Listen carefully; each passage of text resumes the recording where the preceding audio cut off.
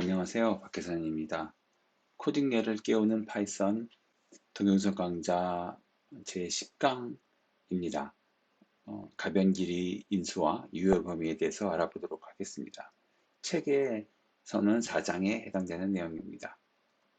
네, 이전 시간에 저희가 함수에 대해서 알아보았었죠. 그래서 이번 시간에는 이전 시간에 배웠던 함수의 내용에 이어서 여러 개의 인수를 받을 수 있는 가변 길이 인수와 그다음에 함수의 유효 범위, 람다 표현식 이런 것들을 알아보도록 하겠습니다. 네, 가변 길이 인수는 저희가 이전 시간에 예전 이 강의에서 맥스 함수를 사용해 봤었는데요. 파이썬의 내장 함수죠.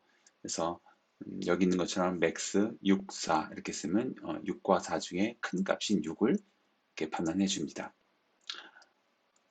하지만 만약에 맥스에 3, 4, 1, 6 이렇게 여러 개의 값을 넣으면 이 여러 개의 값 중에서 또 최대인 값을 하나 찾아서 반환해 줘야 되겠죠. 근데 이런 함수를 보면 이 맥스 함수에는 몇 개의 인수가 전달될지 미리 정의하기 힘들겠죠. 그래서 여러 개의 가변 길이, 즉 사전에 미리 인수의 개수를 어, 정의하지 않은 그런 함수를 만들 수 있어야 합니다. 이럴 때 저희가 사용하는 것이 바로 언패킹 연산자입니다. 그래서 가변 길이 인수를 가진 함수를 만들 수 있는데요. 여기 예로 나와 있는 지금 간단한 min이란 함수가 있는데요.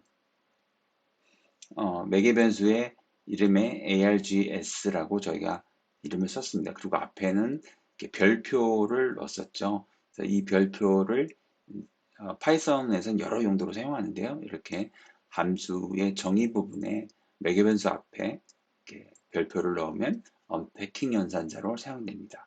그래서 이 언패킹 연산자에는 이 args 매개 변수에는 여러 개의 인수가 다 매핑이 되는 거죠.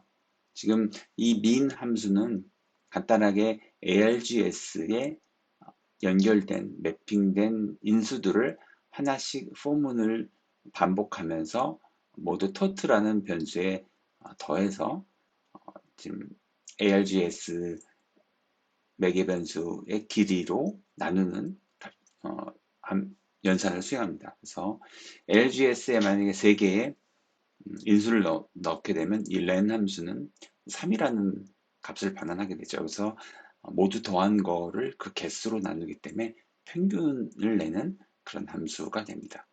간단하게 실행을 해보면 min하고 1과 2를 넣으면 1.5 평균인 1.5가 반환되고요. 만약에 마이너스 4, 0, 1 이렇게 3개를 넣으면 마이너스 1.0 이렇게 평균이 반환됩니다. 네, 이때 이 ALGS 매개 변수에는 1과 2가 매핑이 되고요. 그 다음에 두 번째의 경우에는 이 ALGS 매개 변수에 마이너스 4, 0, 1을 괄호로 둘러싸인 감싼 이런 스칼라 값의 시퀀스가 매핑이 됩니다. 저희가 아직 이런 표현에 대해서는 배우지 않았는데요. 저희가 4장을 넘어서 5장에 가면 맨 처음 배운 게 튜플이라는 스칼라가 아닌 비스칼라 변수를 배우게 되는데요. 바로 이 args가 args에 저희가 여러 개의 인수를 넣었을 경우에 튜플로 그 인수를 감싸서 받게 됩니다. 그래서 언패킹 연산자는 함수에 전달된 인수를 튜플로 감싸서 매개 변수에 매핑을 한다고 이렇게 생각해 주시면 좋을 것 같습니다. 물론 튜플이 뭔지 아직 저희가 배우지 않았기 때문에 조금 당황하실 수 있는데요. 저희가 여러 개의 인수를 한꺼번에 묶었다고 이렇게 생각해 주시면 좋을 것 같아요. 네, 이렇게 언패킹 연산자를 쓰면 저희가 미리 매개 변수의 개수를 정의하지 않고 아주 긴 매개 변수 리스트를 받을 수도 있습니다. 책에는 나와 있지 않지만 종종 또 많이 사용하는 것이 바로 가변 길이 키워드 매개 변수입니다. 그래서 이때는 저희가 언패킹 연산자를 별표 하나만 쓰는 게 아니라 슬라이드 있는 것처럼 별표 2개를 써서 KWARGS 이렇게 사용합니다. 물론 이 매개변수 이름은 저희가 사전에 뭐 정의된 게 아니고 뭐 꼭 이렇게 고집해야 되는 건 아니죠. 앞에서도 저희가 별표 ARGS를 사용했지만 별표 ARGS 대신에 별표 뭐 넘버 쓸 수도 있고요. 매개변수 이름은 얼마든지 저희가 다른 걸로 쓸 수 있습니다. 하지만 많은 파이썬 프로그래머들이 저희가 가변결의 인수일 경우에는 ARGS를 쓰고, 그다음에 가변결이 이제 키워드 매개 변수일 경우에는 KWARGS를 관습적으로 사용합니다. 그래서 어떤 프로그램 코드에서 KWARGS 혹은 ARGS 변수를 보면 이거는 어딘가 함수 정의 부분에서 가변결의 인수를 받기 위해서 사용된 변수구나 라고 저희가 지레짐작할 수 있죠. 그래서 관습에 따라서 책에서도 ARGS를 사용했고, 또 키워드 매개변수일 경우엔 KWARGS를 사용합니다. 저희가 지금 이거를 보여드리지만 아직 저희가 그 키워드 매개변수를 처리하는 위해서 저희가 사용해야 될 비스칼라 객체가 있는데요. 앞에서는 저희가 튜플을 살짝 봤었는데 여기서는 저희가 딕셔너리라는 비스칼라 변수를 사용합니다. 하지만 저희가 아직 5장에서 다루기 때문에 지금 자세히 다루진 않겠고요. 하지만 이런 그 키워드 매개 변수도 길이를 제한하지 않고 저희가 미리 사전에 정의하지 않는 매개 변수 리스트를 받을 수 있다는 것만 한번 봐주시면 좋을 것 같아요. 역시 포문에서 KWARGS를 반복할 수 있는데요. 특별하게 items라는 함수 메소드를 통해서 키와 밸류 값을 전달받아서 출력을 해볼 수 있습니다.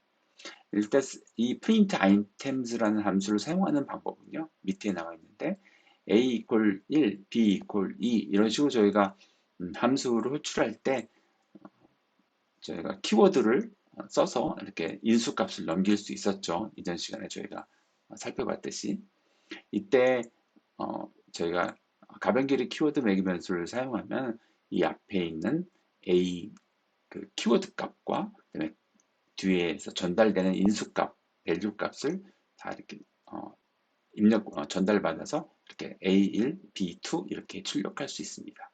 이렇게 되면 이 print items 함수에서 키워드 매개 변수 이름 A, B를 미리 사전에 정의할 필요가 없겠죠. 네, 그냥 이렇게 KWARGS 별표 2개만 쓰면 사용자가 넘긴 임의의 키워드에 대해서도 모두 다 이렇게 출력할 수 있습니다. 저희가 다음 시간에 배울 5장에서 배울 딕셔너리에 대해서 좀 더 알아보면 이런 포문에서 이런 KWARGS를 반복하는 이런 구분에 대해서 이제 좀 더 익숙해지실 것 같습니다. 네, 함수의 유효 범위인데요. 저희가 가령 f라는 함수가 있고 그 다음에 이 함수의 바깥에서 x, y, z를 정의하고 호출했을 경우에 어떻게 값이 출력되는지를 한번 따라가 보도록 하겠습니다. 먼저 저희가 x가 3이고 y가 2이고 그 다음에 fx로 호출하면 x에는 3이 전달되겠죠. 그리고 y는 1이고 x 전달된 3에다가 y 1을 더하니까 x는 4가 되고요. 그래서 이 프린트문에선 x가 4로 이렇게 출력됩니다. 그 다음에 이 함수는 f 함수는 x4를 반환하고요. 그 반환된 값이 z에 들어가게 됩니다. 그래서 프린트 z 하면 4가 출력이 되고요. 하지만 다시 x를 출력하면 위에 있는 3이 출력되고요. y를 출력하면 위에서 정의된 변수 2가 출력이 됩니다. 즉, 이 f 안에 있는 y와 x가 출력되지 않는 거죠. 저희가 이런 것을 유효 범위가 다르기 때문이다. 다른 유효 범위에 있는 변수다라고 이렇게 부르고요. 지금 함수 f에 있는 이런 유효 범위 안에는 y는 1로 매핑이 되어 있고 x는 4로 매핑이 되어 있습니다. 그리고 전체 프로그램 유효 범위 안에는 x가 3으로 매핑되어 있고요. y가 2로 매핑되어 있고 Z가 4로 매핑되어 있기 때문입니다. 이렇게 프로그램에 따라서 프로그램 전역적인 유해 범위와 그다음에 함수가 정의됐을 때 그 함수 안에 유해 범위가 다른데요. 저희가 이런 영역을 스택 프레임 또는 심볼 테이블이라고 합니다. 그래서 저희가 함수를 정의하면 함수마다 각각 심볼 테이블이 정의되기 때문에 다른 함수 혹은 프로그램 전역적인 심볼 테이블에 있는 변수와 혼선이 되지 않는 거죠. 다르게 바꿔서 얘기하면 저희가 동일한 변수 이름을 함수 내부와 함수 밖에서 자주 사용한다면 좀 혼돈이 되겠죠. 그래서 가능하면 변수 이름을 혼돈되지 않도록 혹은 같은 이름을 썼을 경우에는 명확하게 구분돼서 혼돈이 일어나지 않도록 이렇게 처리하는 것이 좋을 것 같습니다. 책에는 좀 더 복잡한 유효 범위에 대해서 또 스택 프레임에 대해서 자세한 설명이 되어 있는데요. 한번 읽어보면 손쉽게 이해하실 수 있을 것 같습니다. 네, 그 다음에 함수의 사용과 모듈화에 대해서 설명이 나와 있습니다. 저희가 함수의 첫 부분에 이 함수가 어떤 역할을 하고 어떤 값을 반환하는지 등등을 써 놓는 문자열이 있는데 저희가 보통 이런 걸 함수의 사양, 스페시피케이션 뭐 이렇게 부릅니다. 그래서 어떻게 써야 될지, 어떤 중요한 기능을 하는지에 대해서 책을 참고해 주시고요. 저희가 함수를 정의했는데 이런 함수를 긴 내용을 담은 함수를 하나 만들 수도 있지만 기능을 좀 더 세분화해서 작은 함수 여러 개를 만들 수 있겠죠. 그래서 이렇게 함수의 기능을 나눠서 모듈화하면 재사용성이 좋아지기 때문에 권장되는 방식입니다. 그래서 이런 모듈화에 대해서 소개되는 부분을 참고해 주시면 좋을 것 같습니다. 네, 그리고 함수도 객체입니다. 파이썬은 객체 지향 언어이니까요. 모든 게 다 객체죠. 그래서 함수도 객체고요. 앞서 저희가 정의한 min이라는 함수를 타입 함수에 넣어서 min 함수의 타입을 한번 출력해 보면 펑션 객체라고 반영이 되는 것을 볼 수 있습니다. 함수가 객체니까 따라서 저희가 다른 함수의 매개 변수로 전달할 수도 있고요. 또 함수의 반환값으로도 사용할 수 있습니다. 저희가 한번 이런 예제를 한번 알아보도록 하겠습니다. 책에서는 이제 이 슬라이드에 나와 있는 함수를 만드는 과정이 나와 있습니다. 한번 참고해 보시면 좋을 것 같고요. 저희는 좀 더 간략하게 축소해서 슬라이드에 담기 위해서 약간 축소를 했습니다. 여기 bisect solve라는 함수가 있고요. 그다음에 그 아래 square라는 작은 함수가 있습니다. 실행되는 순서를 보면요. 먼저 square 함수가 bisect solve 함수를 호출할 때 매개 변수로 전달되는 걸 볼 수 있습니다. square가 이렇게 전달되죠. 왜냐하면 함수는 객체이니까요. 그래서 두 번째 매개 변수로 square가 전달되고요. 네, 그러면 이 square 객체가 bisect solve의 이벨 ANS 매개 변수에 매핑이 됩니다. 그리고 이 이벨 ANS 매개 변수를 마치 함수처럼 bisect solve 안에서 호출할 수 있습니다. 이때 이 이벨 ANS를 호출한다는 건 즉 스퀘어 함수를 호출한다는 것과 동일하죠. 저희가 객체를 넘겼으니까요. 이런 식으로 함수를 매개 변수로 전달해서 다른 함수 안에서 호출할 수 있습니다.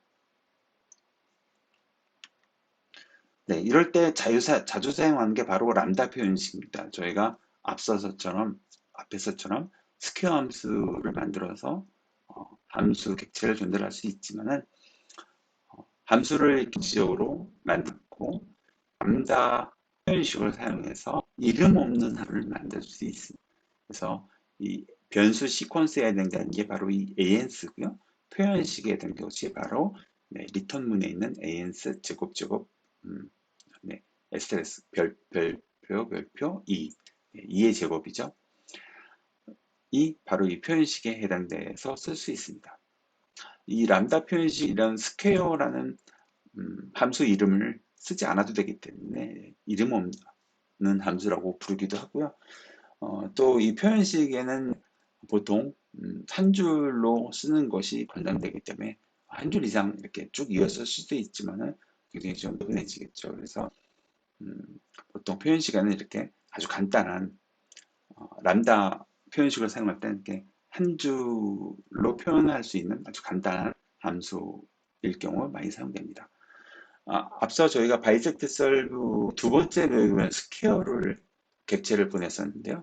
이번은 저희가 람다 표현식으로 바꿔봤습니다. 그래서 다른 매개 변수와 좀 구분되게 하기 위해서 좀 굵게 또 큰 글씨체로 제가 썼습니다. 그래서 람다라고 쓰고 매개 변수는 ans, 그다음에 이 매개 변수 사용해서 계산하는 표현은 ans의 제곱, 그래서 별별 하고 2 이렇게 썼습니다. 이렇게 해서 람다 표현식을 사용해서 함수를 대신해서 이렇게 객체로 보낼 수 있습니다.